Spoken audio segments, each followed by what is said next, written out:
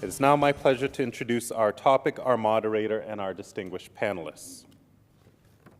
We all recognize that one of the most pressing problems we face today is the world economic situation. Closely related is Canada's place in the future and in that situation. So far, since the fall of 2008, we, Canada, have escaped somewhat unscathed, relatively speaking. However, if our economy is to grow and flourish in these challenging times, we have to do better in relation to innovation, new ideas, and the development and marketing of the products of those ideas. Canada has an enviable record in this area. The telephone, leading-edge medical advances, energy extraction techniques, and notwithstanding a few service interruptions, the BlackBerry. Minor service interruption. Despite these successes, we lag behind our major competitors in a number of areas. If we are going to succeed and prosper as a country in this economic turmoil, we need to lead the world not only in research to produce the innovative ideas, but to develop them as well. It has been said so many times that we are great at the R, not so great at the D. Improving how we innovate means bringing together the major components of our society, government, industry, and academia, working together in common cause.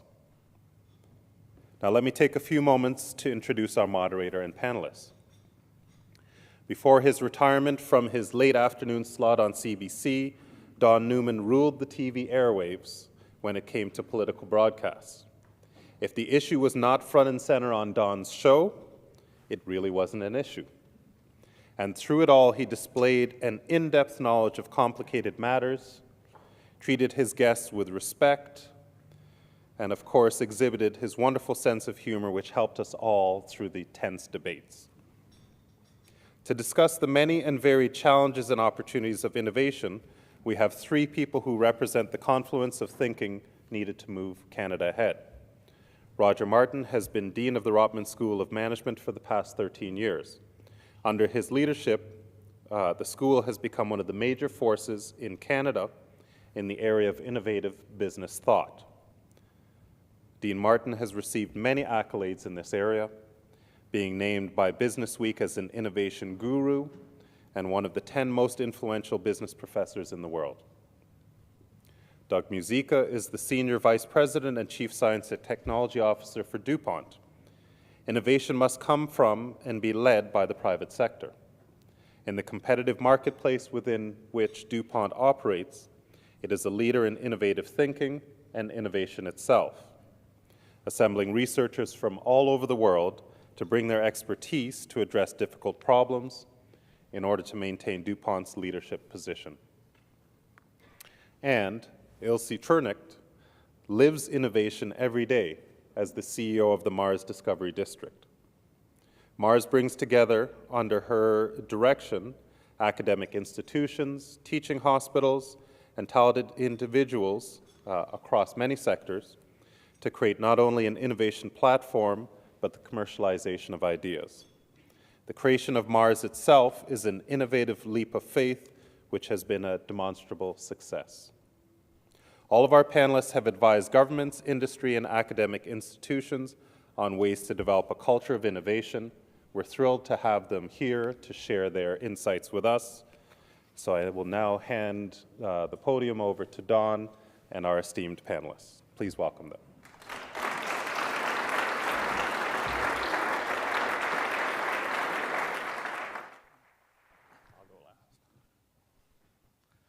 Well, thank you, Nick, very much. Can everybody hear? The microphone's on? Yes, good. Thank you, and it's a wonderful crowd. Thank you for the wonderful turnout, and thank you for, let me, on behalf of the panel, thank you for the generous introductions. In their case, they were entirely accurate. In my own, if there was an issue that wasn't on my program, it was because I didn't know about it, not because it wasn't an issue. But it's nice, too, that when I was in Winnipeg last week, someone introduced me and talked about the program. They said, please welcome now to our podium the man who used to be Don Newman. So it's very nice that for you to welcome us that way today. So let's begin, because our topic is partly is the challenge of innovation. So in a Coles Notes version, Doug, let me start with you. What is, do you think, the greatest challenge for people and businesses in Canada who are innovators or who want to be innovators, but what is the major challenge, or is there a single challenge they face? I guess I'd highlight 2 or 3 things. One, Canada has historically underspent in innovation relative to peer companies in the OECD and relative to the United States, even relative to some of the emerging countries around the world. And so I think one of the clear challenges in Canada is, and I say this as a chief technology officer thinks the solutions to the world's problem is to increase its R&D budget in general. But in reality, this is relevant in Canada. If you look at Canada's business spending, it's at 1% of GDP or thereabouts in R&D. And that's really not going to take it to a place where it can be competitive with some of what's going on in the rest of the world. The second thing I'd point to, which is kind of an enabler relative to that, is we need to develop a innovative culture in Canada in the private sector and in the public sector that's different than what we've had historically. We have had the luxury of having a resource-based economy. It's driven a lot of what we've been able to accomplish on an economic front. We don't have a deep innovation-based economy yet, and we haven't needed to have that yet. And yet, when we look at some of the challenges directed toward the future, our dependence on commodities in Canada is too strong. Being able to shift the culture to really wanting to compete on the basis of science and technology and innovation is something that I think needs to get ingrained in how companies go about their work in Canada and how public institutions go about their work in Canada. So do you agree with that, Ilse, and particularly talk about how that impacts startups, because I know you put a lot of effort, your organization put a lot of effort into startups. So would you agree with Doug, or do you have a different take?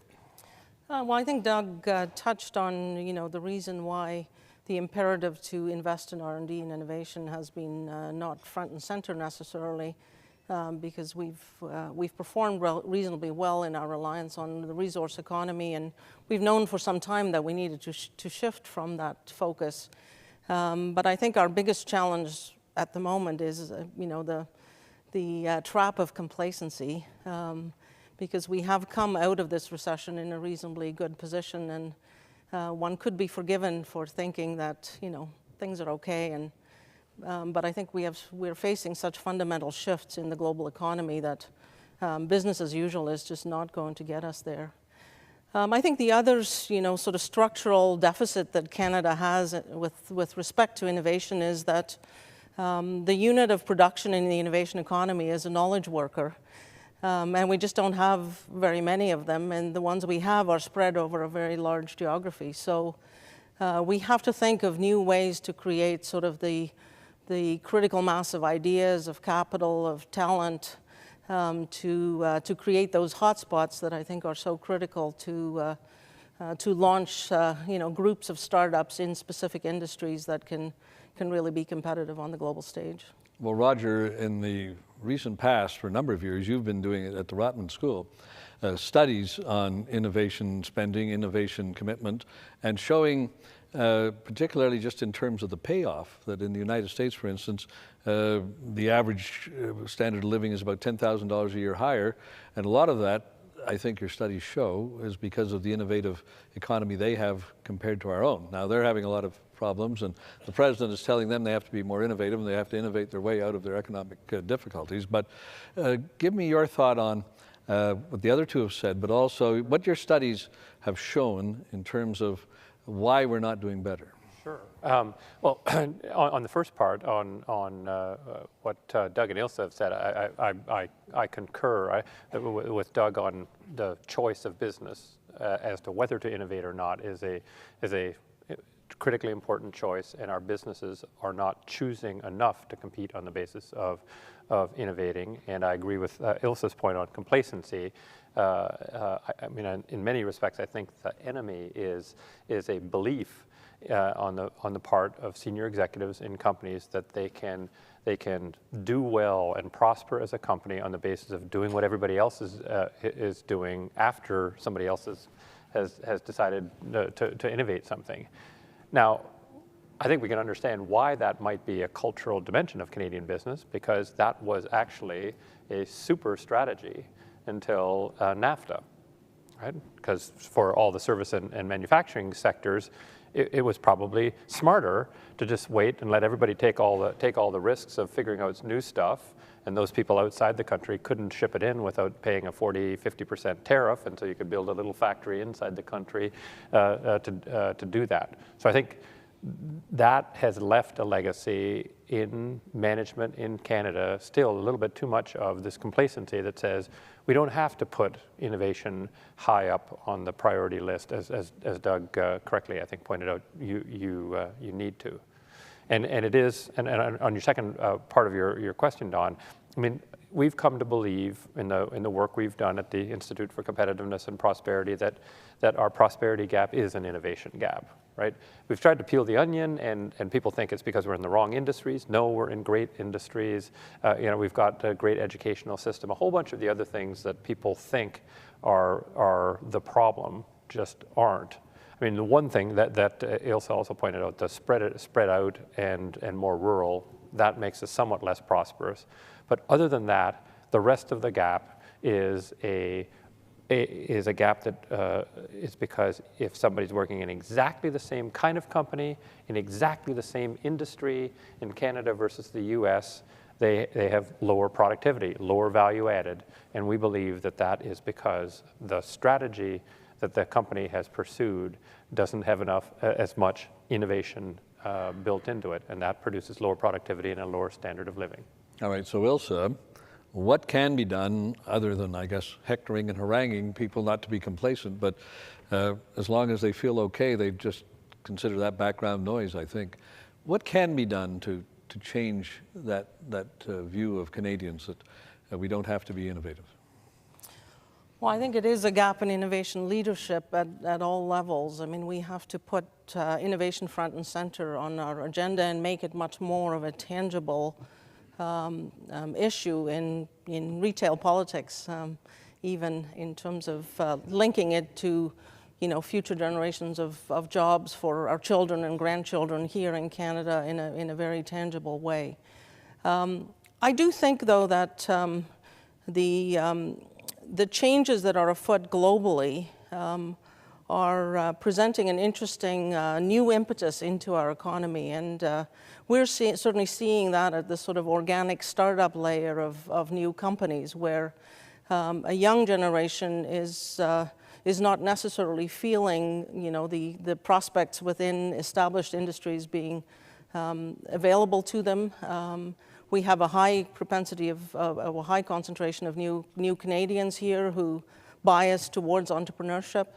And I think we have a great opportunity to begin to tap into this new generation of business builders who are going to build businesses that are perhaps more globally focused and more targeting new industries. Rather than being trapped in some of the cultures of our resource and traditional manufacturing economies. So you're in a big, well, go ahead, sorry. I was just going to build off the point to say that to me there's a motivator that can come from both the positive side and the negative side.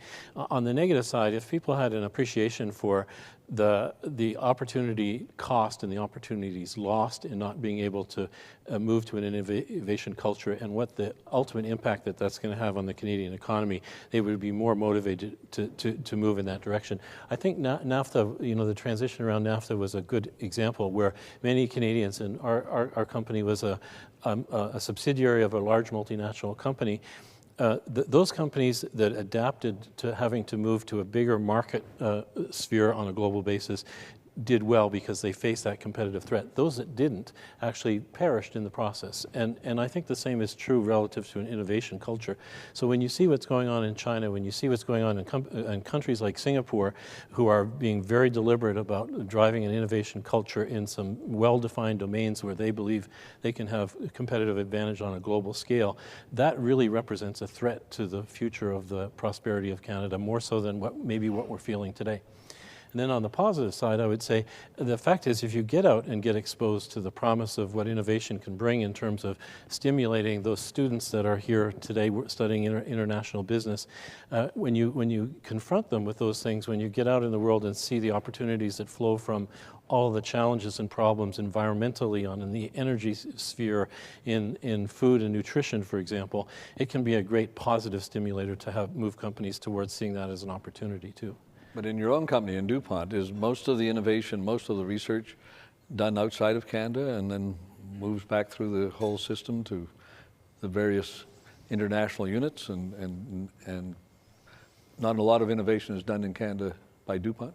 I wouldn't say that, actually. I joined DuPont as a research scientist myself here in the research center in Kingston, and Kingston had a very long legacy of making contributions to innovation that were relevant to DuPont businesses here in Canada in the pre-NAFTA era and then post-NAFTA outside of Canada. So we don't have a huge R&D presence here. We spend $1.7 billion on R&D on a global basis. We do probably 50% of that in the United States and then 50% distributed around the world.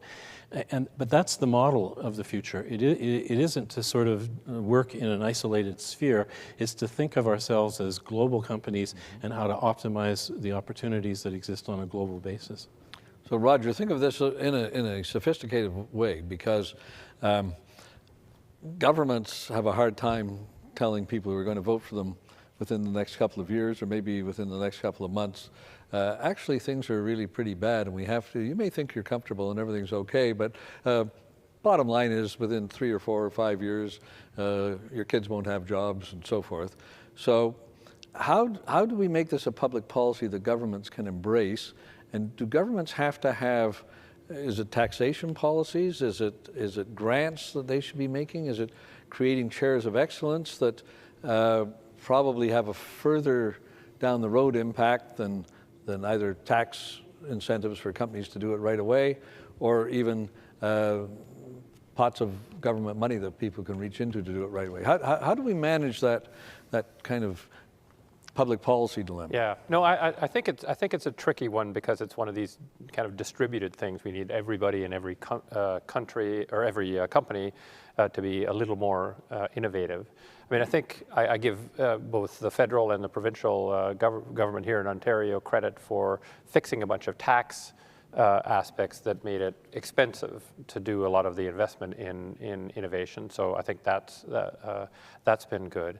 I've come more and more to believe that if we want to break out, so the funny thing about this topic, right, is that the topic is about innovation, and most of the things that governments want to do are to replicate what other people have done elsewhere. So they're going to replicate what people have done elsewhere to create an innovative economy. So we're going to have the same kind of granting councils to do scientific research granting, and we're going to have all the same structures. And it's sort of a little, ironic. Why don't we try to be different than everybody else? How about we actually teach innovation? Like, I would take, so these are incredibly smart high schoolers, by the way. I was talking to them earlier.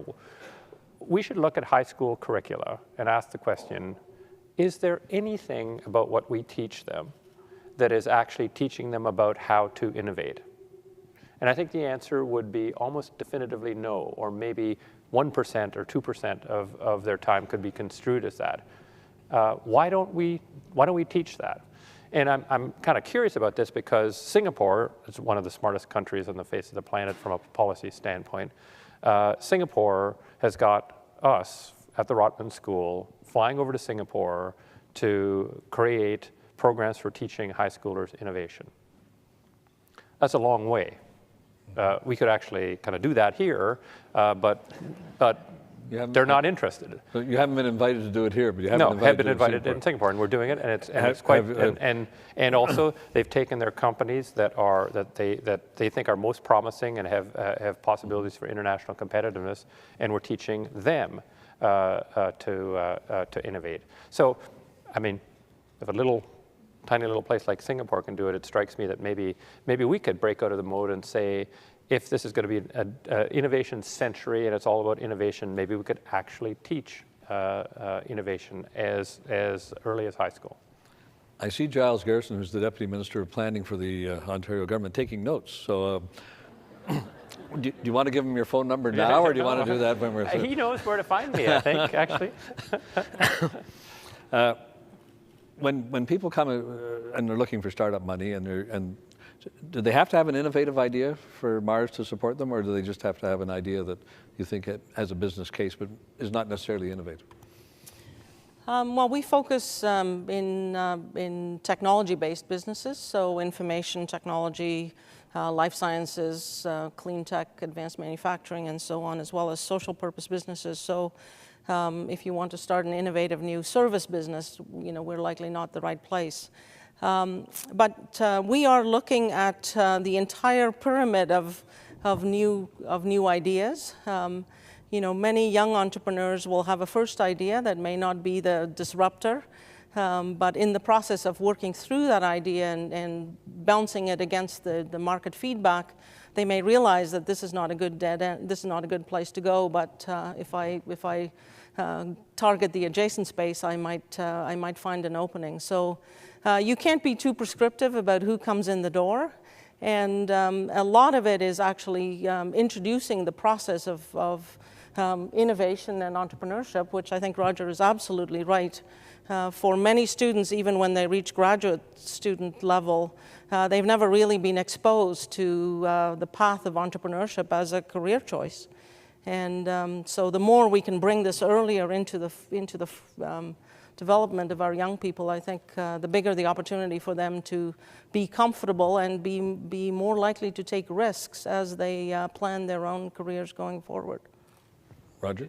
Just on, the one thing I'd just like to say on this point, I love entrepreneurship. My father was an entrepreneur. I was an entrepreneur, but we have to separate out entrepreneurship and innovation, I think, to a certain degree.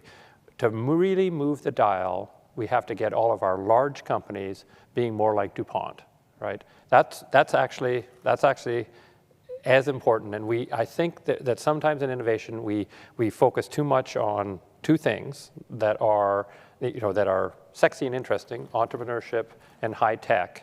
And the economies that are going to win on innovation don't limit themselves to focusing on those two small areas. As I tell everybody, there are 1.64% of jobs in Canada that are in information technology, communications technology, biopharmaceuticals, aerospace, medical devices combined.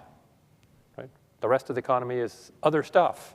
And so if we focus our innovation on that 1.64%, we'll skip DuPont and say, well, we don't care about their innovation. Well, yes, they spend $1.7 billion on R&D and are innovative outside those four. They supply into some of those businesses, but outside those four. So thinking broadly beyond startups and beyond high tech, I think, is absolutely critical to the innovation agenda.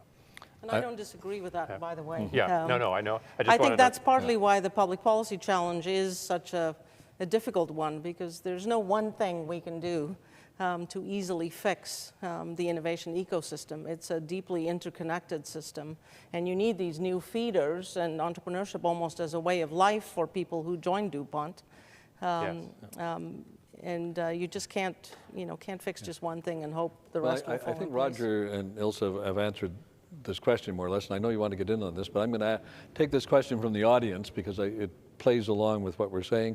I'll ask you, and then I know you wanted to add on, but maybe the answer in the add-on will turn out to be more or less the same. Because the question is, the lack of innovation in Canada is primarily because of the socio-cultural paradigm and the education system that penalizes innovation. Your views?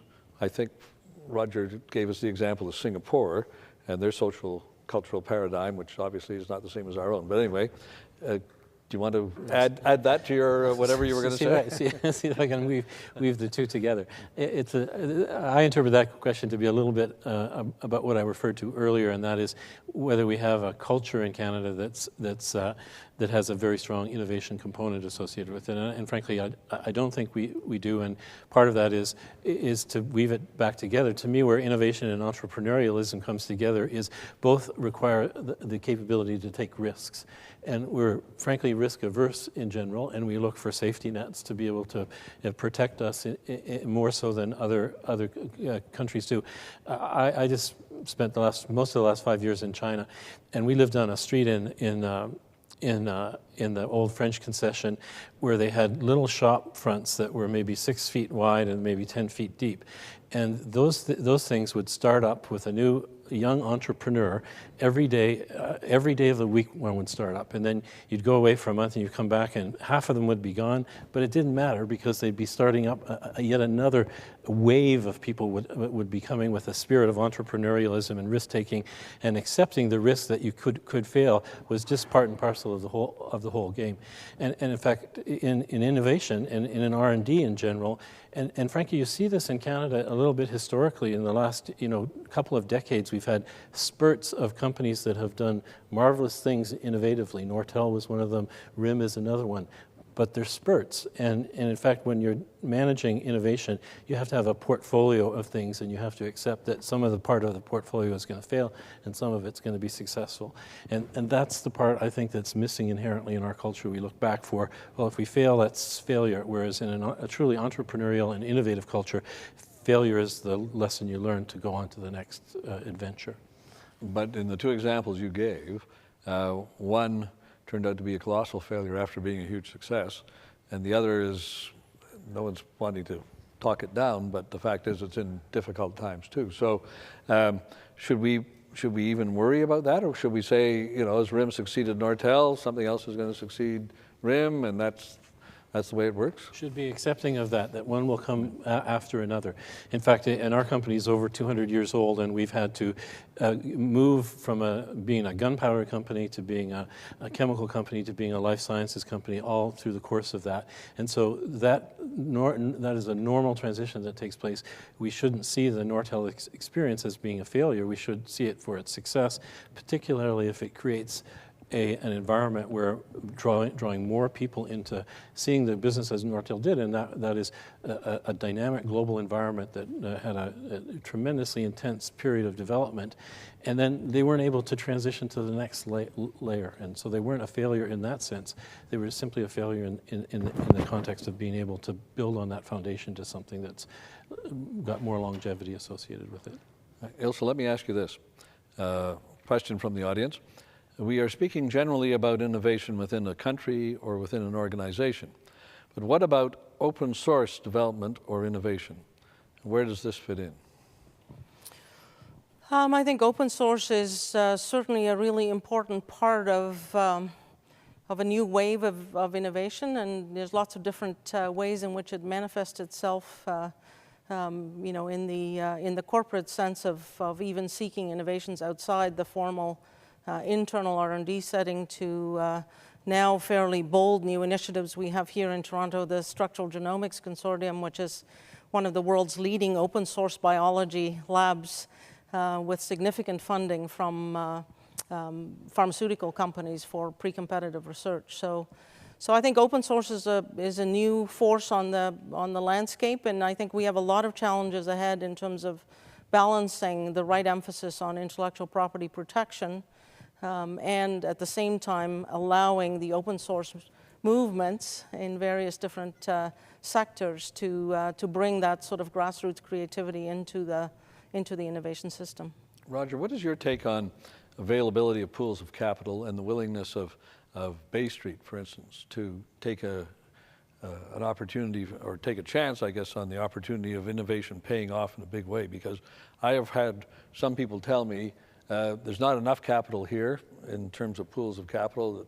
It's obviously not New York, it's not Los Angeles, it's not Chicago, but also that by and large, again, we may be conservative in the way we do our innovation, but we're conservative in the way we invest, and that it's a tough sell for innovators. Yeah, I mean, it's a tricky, very tricky issue because there's all sorts of excitement about venture capital. We need more venture capital, and venture capital is so important, et cetera. And if you look at the history of venture capital, it turned out that in the 80s and 90s, venture capital was a spectacularly great investment. So if you put money in a fund, the average fund in America in any year in the 1990s up through 1998, your average compound annual return after you paid your fees was 54% per year, which means you made an extraordinary amount of money being in just a bog standard average fund. Since 1999, if you put money in a fund that was raised in 1999 or any year subsequent in America, the highest return, if you pick the best year, the highest compound annual return was 3.2% compound annual for a very risky investment, and the average across those years was 0. Right? So less than T-bills for an extremely risky investment. So I think what's happening, I used to think that Canadian venture capital was performing way worse than U.S. venture capital until I studied that pretty closely, and it isn't the case. The model is broken. The model of financing young companies is now, I think, officially broken. And the question is, what's the new model that's going to emerge? And I think the era of you give your money to a venture capital firm, you pay them 2% of assets under management, 20% of the upside for a 5 to 7 year fund that's self-liquidating is gone. And it ain't coming back. And so we have to ask what we need going forward. And I think it's going to be, one, more lean startups where they're going to have to spend their money more carefully and get to cash break even faster, and more groups of angel investors, not funds. And so what I would be doing from a tax policy standpoint is encouraging direct angel investing, not building more pools of venture capital funds, because I think that game played its way out, and 1998 was the last good year for venture capital in North America. Doug, let me tie this into something I was thinking of anyway. The question from the audience is, patent trolling is a growing phenomenon, both in Canada and worldwide. How does this phenomenon stifle innovation, and should public policy directly address this? And we know that RIM, a few years ago, had a long-running patent fight in the United States that probably went on longer than it absolutely had to. But beyond that, the RIM is now making a point that patents are basically a national security asset in the country that holds them. So patent trolling, and are patents a national security asset, and how would an international company like DuPont see that? Yeah, I don't know that you could generally say it's a national security asset, but clearly management of intellectual property is becoming more and more complex in many different dimensions, including the one on patent trolling. What I think is important in an innovative environment like the one we'd like to create in Canada is to have a good, strong patent processes and processes that can deal with intellectual property expeditiously. The United States just a couple of weeks ago established a new patent law that if it's resourced correctly will actually facilitate companies being able to create and be guardians of intellectual property, and in fact be able to ensure that their patent estate is not attacked in spurious ways. And so I think patent trolling is a bit of a strategy that certain people are using, but that can be managed relatively well. What's really fundamental is to have a patent estate in an environment where you can ensure that your intellectual property is protected, litigation processes are expeditious, patent licensing or patent examination processes work in a really efficient way. Roger? Yeah, just quickly, I mean, I think this is an area where our patent law is just totally screwed up. And I think we have to go back to two things. One, originally you actually had to deliver to the patent office the thing that you wanted patented, right? And then it changed to all you have to deliver is what you purport to do. And that's allowed craziness in patenting, so you can get lots of things patented that I think constrain the public domain. And second, patents were never, ever, was never a device that was meant to support your ability to enforce a patent that you weren't using yourself, right? The whole idea behind patents was if you create something, DuPont creates something and then uses it to produce a great Kevlar, somebody else can come along and produce Kevlar too, that DuPont has that protection, right? But if DuPont never produced Kevlar ever, there was no public policy or no rationale that said they should have that patent forever. That's bad for humanity. And so what we have, the problem we have is that you do not have to use your patent, right? And that's what begets patent trolls. And this is a complete perversion of the original intent of patent protection. And I think we just got to rip it apart completely and start from scratch on patents, in my view. Before we go on, thank you for your questions. I have way more than I will ever be able to pose. And so please don't send me any more. And I will try and, but I'd be glad to meet with you later and give you my answers if you have any. Oh, nobody wants that? Oh, okay. Ilse, I want to start with you on this one because the question is, would you list as Canada, Ontario's comparative advantages in a global innovative economy? In other words, what are our comparative advantages? And the question says, presumably those are ones we should focus. Are there comparative advantages or are good ideas the comparative advantage and using your brains to think of them as the comparative advantage? Or are there, basically, comparative advantage traditionally in economics is thought of, whatever resources you have to exploit, that's your first comparative advantage and you add value to them. But I read somewhere the best asset you can have are good brains and those can be distributed anywhere. So is there a comparative advantage in terms of innovation or is it just good thinking? Well, I think we have to look at this sort of at the bookends of the way Canadians make innovation choices. I mean, certainly, although it sounds like a motherhood statement, Canada's incredibly diverse and Ontario's incredibly diverse population is a huge asset. Diversity is one of the primary inputs in the innovation process, and I think one of the transitions we're going through now is our default setting in innovation has always been to look south of the border because a growing and healthy U.S. market had an insatiable appetite for our stuff and whether they were innovative or not. And I think the transition we're going through now, and if we can actually mobilize our diversity to begin to do business in a truly global way, that would be a huge differentiating advantage for us.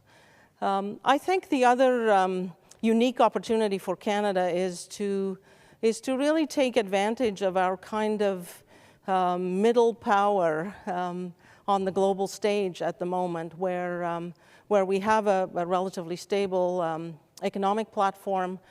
We have the opportunity to collaborate and partner with other countries, with other jurisdictions, with other companies, and create a kind of a new model which takes advantage of the globalization of innovation and to some extent the commoditization of R&D.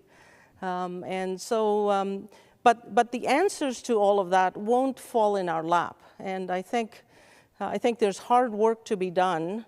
We were just talking over lunch at the gutting of manufacturing jobs in Ontario over the last 5 years. We need to do the work to figure out what is the manufacturing opportunity for Ontario, for example, in this next generation of innovative businesses. And then I think at the other bookend of our cultural avoidance of picking winners, our SHRED program is a good example where we don't want to select. We'd rather use tax instruments to have companies benefit from government investment rather than direct investments. And in fact, we're a real outlier there. The problem with that is we pick by default. In fact, one could argue that a very robust industry of SHRED consultants pick the winners for us. So I think it's not just what we choose to do, it's also what we avoid doing that's important. Roger, a number of questions that basically boil down to this. How do you teach innovation to young people, and at what age do you start teaching them? Well, I think you could start teaching as early as elementary school. I mean, I think There's a process for innovation. We teach it to MBA students in an organization called DesignWorks. It was designed. The intellectual property was designed together with Procter & Gamble to transform their innovation capability. And so it's just teachable. It's teaching them a few things about understanding users, visualizing ways of serving those users, and building those into economic models. There are just 3 pieces to it, totally teachable, and it's just not taught, virtually anywhere. And I'd be intrigued to do it. We're working at it at the high school level now. I'd be intrigued to teach it at the elementary school level. And it's not, and I'm not saying don't teach all the other stuff we teach them. Yeah, we got to teach them the basics in the other fields. But again, in this modern kind of educational atmosphere, I think we're teaching to tests and teaching to and teaching people not to make mistakes, and we're part of the University of Toronto's part of the problem. We say unless you get a 90 average or some super high average of the sort I could have never gotten, you can't get in the front door, and so everybody's making sure they don't make mistakes and stay on the straight and narrow in class. So part of it's cultural. It's teaching them that it is okay to try and make mistakes, as Doug said, make some mistakes to get to good answers. But you can teach innovation. It's dead simple. And Doug, a last question for you, which in a way cuts to the chase. The questioner says, we understand the need for innovation, but is this a viable job market? Are there opportunities here? So I guess there really is 2 parts to the question, although I'm reading that in, as they say in the Supreme Court. The first is, are there jobs doing the innovation? But I would think if the innovation is successful, there may be more jobs in using whatever the product or whatever the technique or whatever the innovation has produced down the line than there are in actually doing the innovation itself. Yeah, that to me is a kind of a chicken and egg question. Is what comes first? People coming out of universities that know how to do innovation and going into Canadian companies where the culture changes to be more amenable to incorporating that as a primary strategy for companies, or do you have to have the environment first? And I think what you need to do is promote both of them in parallel and hope that they really do come together and they start to spiral in the right direction. And you do see this in places where innovation has the famous ones are of course in Palo Alto or Silicon Valley, or in the environment in Cambridge around MIT and Harvard, where the company structure, the university structure, the raw materials of innovative, creative people that come out of those institutions come together and they start to go in the right direction. So you have to do both, in my view. Well, one good way to measure the success of a panel is to review the questions unanswered. Unposed and unanswered, because that means that the audience has been fascinated and interested and wishes it could go on forever. I join the audience in that. I wish it could go on a lot longer. Thank you, the 3 of you, on behalf of the Canadian Club, for providing your insights on this very important topic. Thank you very much.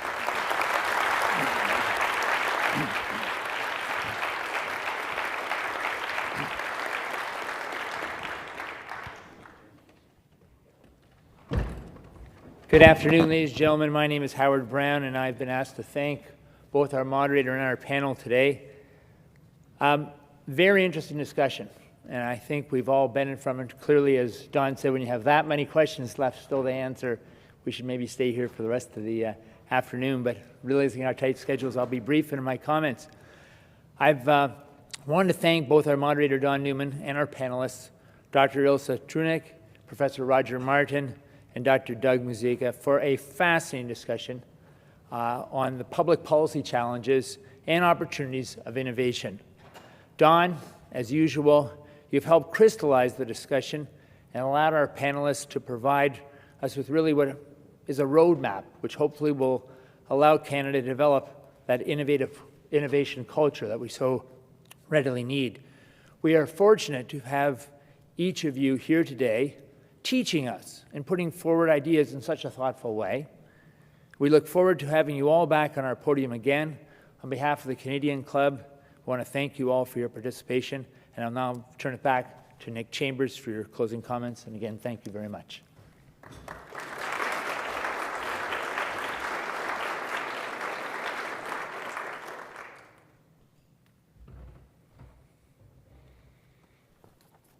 Thank you very much, Howard.